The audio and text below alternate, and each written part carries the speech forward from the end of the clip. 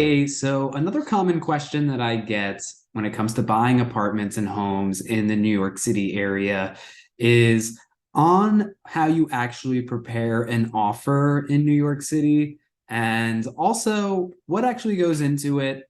One of the documents that frequently gets covered is the Real Estate Board of New York Financial Statement.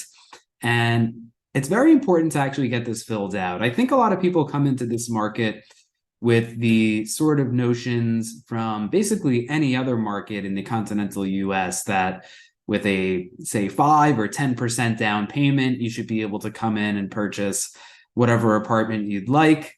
It doesn't matter what the building thinks about my finances. And unfortunately, it does. So going into any offer submission, it's absolutely paramount and basically a requirement that you submit the REBNY Financial Statement.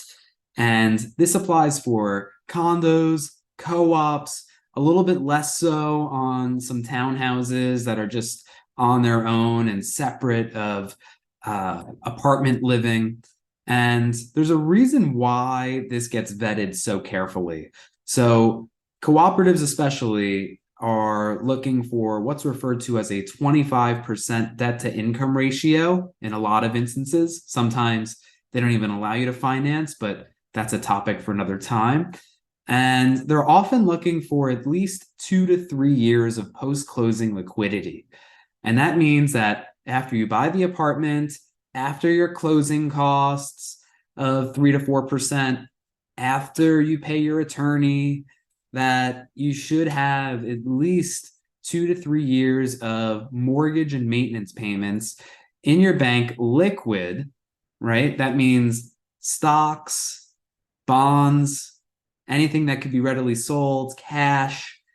Okay, that's separate of your retirement savings. So 2 to 3 years of liquid reserves that you can make available in the event of job loss or if anything occurred in your life that required liquidating some of those assets to pay your maintenance. Now, why is that vetting so important? Because when you go through a lot of the building financials, and I see this on basically all buildings, there will be 1 or 2 apartments out of the 150 that are in arrears. It means that they are no longer paying their maintenance.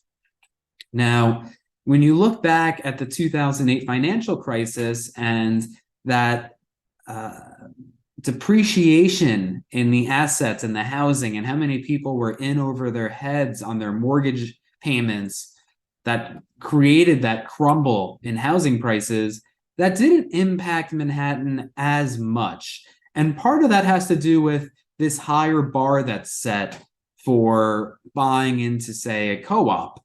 Okay, 20% financing is usually required. I often see 25%. As you get closer to Central Park in some of the prestigious co-ops, you're looking at 50% down or even 100% down.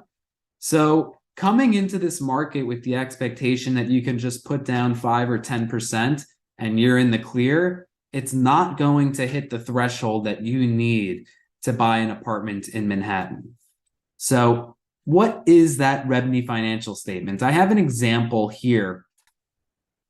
And in essence, you are outlining your cash in the bank, your investments. Here you have your retirement and IRA funds.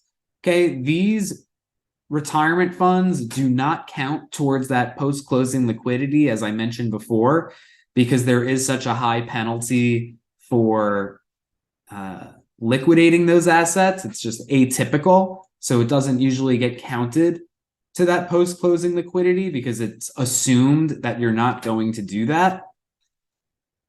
Okay, so what are the numbers that a board is looking for? They're looking at your base salary against your maintenance and apartment financing. Okay, in this example, it's a couple, an applicant and co-applicant, and you have the base here, and then you have the split maintenance and financing there. Okay, so combined, you have them making about $34,000 against a $5,500 a month maintenance and mortgage payment. So just looking at what the gold standard is, let's say, of a 25% debt to income ratio, that would be about $22,000 or 4 times this expense that's documented per month, which this couple clears. So an important issue to clarify is around the bonus and commission income. This shows a monthly bonus income of $5,000 a month. And the thing that we want to be mindful of when it comes to bonus and commission income is ideally, if your bank, say Wells Fargo, was looking at this income, they'd want to see at least 2 or 3 years of it documented. They want to understand that the bonus and commission income has some consistency and it's reflected in a job that you've held on a steady basis each year, right? I think the idea here is if the bank's looking at that way, the co-op board may even be a little bit more conservative around that, but they want to understand that there's consistency in your bonuses. If you're showing $90,000 one year in bonus income and 0 the next, they can't look at that income as something that is consistent and can be easily applied to the debt to income ratio. So for my finance people, if there is that fluctuation, something to keep in mind, ideally, your debt to income ratio is just going to be built off of that base salary. However, it's going to be based on the board's temperature and appetite for risk. If they're going to be looking at that bonus and commission income, plenty do, especially when it is consistent, but some will not look at it at all.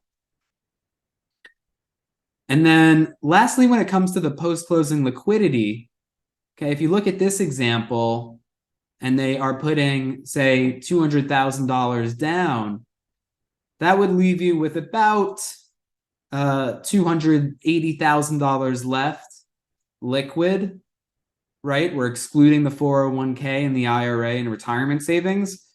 And if you look here for the 2 to 3 years of post-closing liquidity, we want to multiply that $5,500 figure perhaps by 24 or 30.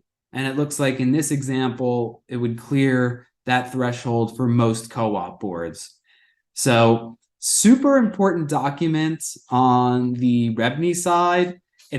I'd say if you're getting your apartment search started, share this with your broker even before you go into the mortgage pre-approval process. That way you just understand what you can afford.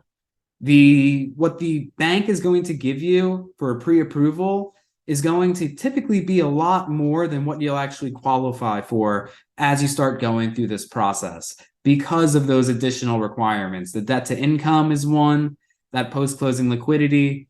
Banks, when you do get that pre-approval letter, usually are not going to factor in what is co-op or condo board passable. They'll usually just be looking at what you can afford on paper for the bank's threshold, which is always going to be a lot lower than what it's going to take to pass a co-op board.